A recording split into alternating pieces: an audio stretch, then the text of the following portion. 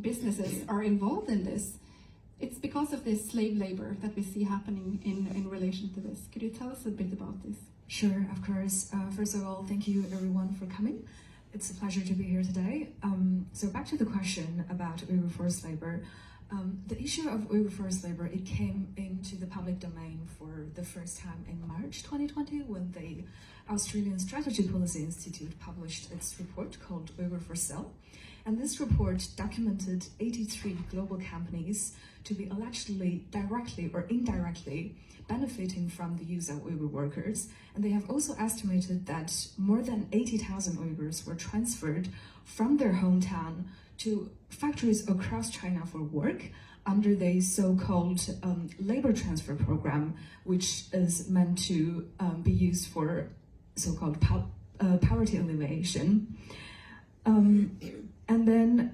But before, this was already back in 2020, but already in late 2018, there were lots of media reports also documenting that those camps were expanding, with a vast system of forced labor factories being built nearby the already built concentration camps that involved not only those who were detained, but also those who were previously released from the camps. They were brought back to participate in those labor transfer programs.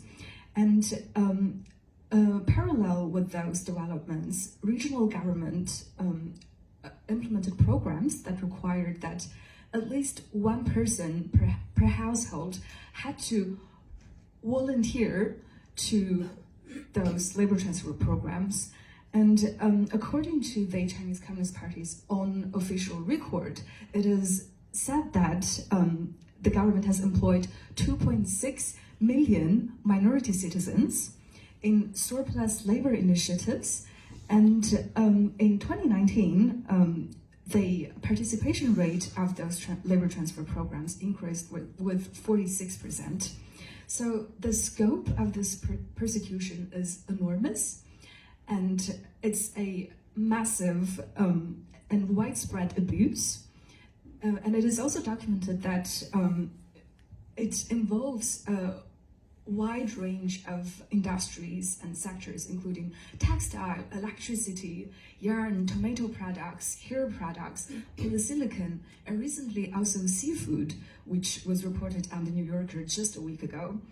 And among those industries, polysilicon has been one of the major findings because China is world's largest solar panel production, and over 50% of the country's solar panels and polysilicons are produced in East Turkestan, and it is also found that this energy sector has been expanding in the recent years. So those polysilicon manufacturers, they work very close with the Chinese government after receiving financial incentives.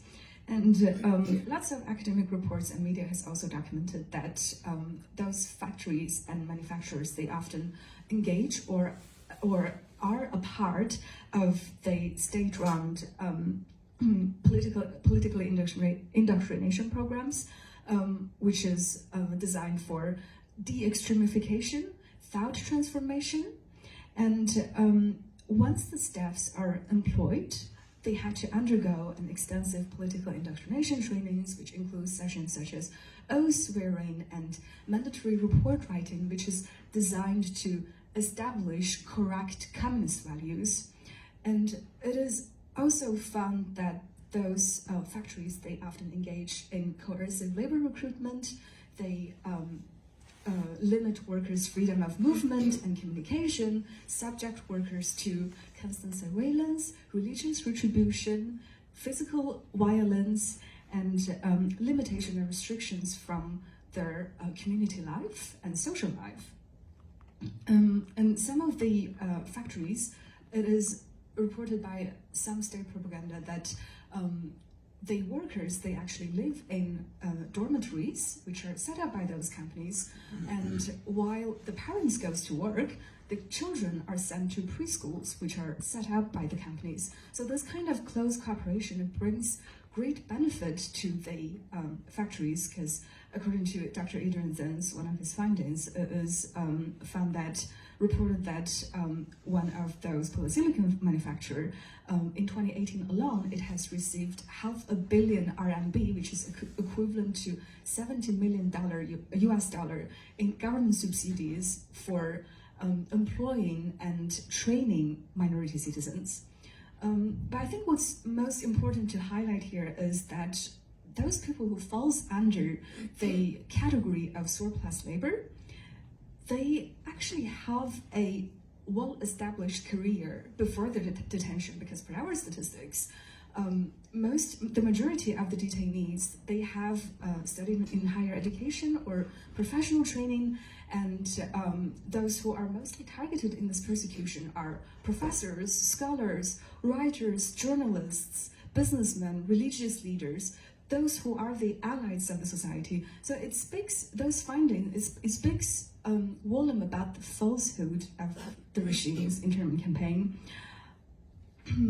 And so given the scope of this persecution, there is a grave risk that businesses across sectors are involved in benefiting from forced labors, and industries from sectors are at the risk of being complicit in this ongoing Uyghur genocide, because it's practically impossible for companies to operate in this region based on the, for example, UN Guiding Principles on Business and Human Rights, or OECD Guiding Principles on Business and Human Rights. So, and there are no valid means for companies to verify that whether or not there are no forced labor taking place in their supply chains, and there's really nothing they can do to prevent the use of forced labor, because this is a state-sponsored program.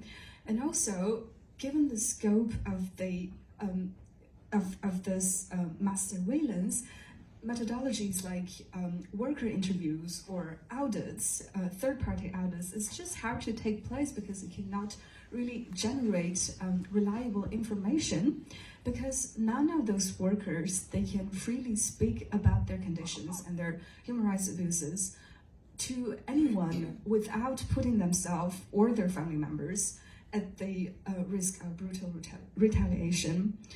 And then there are also numerous examples of, as I said, Western companies being involved in this massive scheme of forced labor, as the Norwegian energy company Statkraft, serving as a prime example.